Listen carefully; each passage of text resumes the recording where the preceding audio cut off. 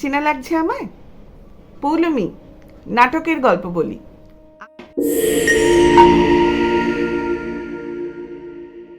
আজ আমি চাকদহ নাট্যজনের নবতম প্রযোজনা যাত্রা গোপাল নিয়ে কথা বলতে এসেছি। এটি চাকদহ নাট্যজনের একেবারে সাম্প্রতিকতম প্রযোজনা। এই নাটকটির নির্দেশনা দিয়েছেন সুদীপ্ত দত্ত। এই নাটকটি লিখেছেন উজ্জ্বল চট্টোপাধ্যায়। এই নাটকটির বিষয়বস্তু যাত্রা গোপাল, এই যে নামটি থেকেই মোটামুটি বুঝতে পারি যে এই নাটকটি কি নিয়ে হতে চলেছে। হ্যাঁ, যাত্রা জগতে স্বনামধন্য নাম শান্তি গোপালের ভাবনা অনুযায়ী, শান্তি গোপালের ভাবনা মাথায় রেখে, তার কৃত কাজগুলির কথা মাথায় রেখে এই নাটকটিকে রচনা করেছেন উজ্জ্বল চট্টোপাধ্যায়। উজ্জ্বল চট্টোপাধ্যায় এই নাটকের স্ক্রিপ্ট, যে কি বলিষ্ঠ একটি স্ক্রিপ্ট, সেটি আপনারা দেখলে বুঝতে পারবেন। সেটা নিয়ে যদি আমি নিজে এতটা এখনও উত্তেজনায় রয়েছি। আমি প্রায় 3 দিন হয়ে গেল এই নাটকটি দেখেছি। সেই উত্তেজনা থেকে আমি এখনও বেরোতে পারিনি। প্রত্যেকটা ছত্রে, প্রত্যেকটা অঙ্কে অসাধারণ উজ্জ্বল চট্টোপাধ্যায় অসাধারণ দক্ষতার সঙ্গে এই নাটকটি লিখেছেন এবং ততটাই দক্ষতার সাথে এই নাটকটির মঞ্চায়নও করেছে চাকদহ নাট্যজন। চাকদহ নাট্যজনের যাত্রা গোপাল এই চরিত্রটিতে অভিনয় করেছেন স্বনামধন্য অভিনেতা সঞ্জীব সরকার। এই নাটকটিতে মোট 5টি চরিত্র। 5টি চরিত্রে অভিনয় করেছেন যথাযথ রকমভাবে তারা প্রত্যেকেই চাকদহ নাট্যজনের কলাকুশলী। তারা প্রত্যেকে অসাধারণ কাজ করেছেন।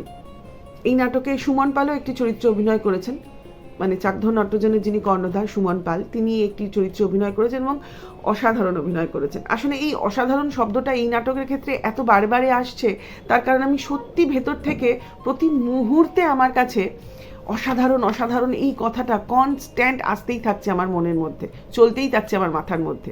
এই নাটকের টিকিটটা এরকম দেখতে। যাত্রা গোপাল নাটকটি কম বেশি নয় 2.5 ঘন্টার একটি নাটক, 10 মিনিটের বিরতি সহ। নাটকটিতে যেভাবে নাটকটিতে দেখানো হয়েছে, বা নাটকটি শুরু যখন হলো, যে আবহ দিয়ে নাটকটি যখন শুরু হলো, সেই আবহ শুনলে মনে হবে আরে নাটকটি তো ভীষণ মজার, এই নাটকে তো ভয়ঙ্কর মজা, আমরা খুব হাসবো, এটা বোধহয় হাস্যরসাত্মক একটি নাটক। আমারও মনে হয়েছিল, ভীষণ সত্যি কথা বলতে। কিন্তু নাটকটি যত এগোতে গেল, নাটকটির যে গভীরতা, যে পরতে নাটকটি অভিনীত হতে গেল, সে এক অভূতপূর্ব কাণ্ড। সঞ্জীব সরকার অত্যন্ত সুদক্ষ একজন অভিনেতা। উনি বহু বছর ধরে নাট্যজগৎ বলুন, সিনেমা জগৎ বলুন, সিরিয়াল জগৎ বলুন, সব জায়গাতে অসাধারণ অভিনয় করে আসছেন। আমি ওনার বহু অভিনয় দেখেছি, কিন্তু যাত্রা গোপাল যেন এক অদ্ভুত যাত্রার মধ্যে দিয়ে যেন উনি একটা অদ্ভুত পরিণামে এসে দাঁড়িয়ে এই অভিনয় যেন করছেন বলে আমার মনে হয়েছে। সেই অভিনয় আপনারা না দেখলে আমার কথা শুনে আলাদা করে বা কথায় সেটা প্রকাশ করা খুব মুশকিল। অসাধারণ কাজ হয়েছে, অসাধারণ।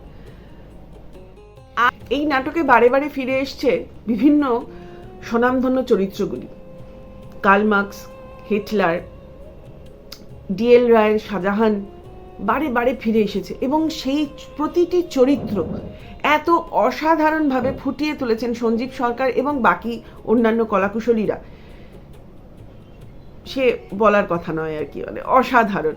এবং এই নাটকের আলো করেছেন মনোজ প্রসাদ। মনোজদা এখানে এক অদ্ভুত মায়া সৃষ্টি করেছেন, গোটা মঞ্চ জুড়ে এক অদ্ভুত মায়া সৃষ্টি করেছেন। ফলত প্রতি পরতে যখন অভিনয় হতে গেছে, প্রত্যেকটা ছত্রে, প্রত্যেকটা ডায়লগের সঙ্গে যেন মনে হচ্ছে আলো, ওখান স্টেজ, সব মিলে, স্টেজ মানে আমি বলতে চাইলাম যে স্টেজ ডিজাইন, সবে মিলে যেন নাটকটাকে আরও এক অদ্ভুত স্তরে উন্নীত করেছে, যে স্তর থেকে দর্শক, মানে সেই স্টেজটা থেকে বেরিয়ে আসা, মানে সেই স্তর থেকে যে মানুষ বেরিয়ে আসবে, আমি যে অন্য কিছু নিয়ে ভাববো, আমি বিগত 3 দিন ধরে যবে থেকে নাটকটি দেখেছি, আমি এখনো পর্যন্ত সেই নাটকের ঘোর থেকে বেরোতে পারছি না। এমনকি ফেসবুকে সেই নাটকের বিভিন্ন মানে যখন মঞ্চায়নের বিভিন্ন ফটো যখন ঘুরছে সোশ্যাল মিডিয়াতে, যে মুহূর্তে একটি নাটকের একটি চিত্র দেখছি, সঙ্গে সঙ্গে আমার কাছে ওই সিনটি বারে বারে রিকল হচ্ছে।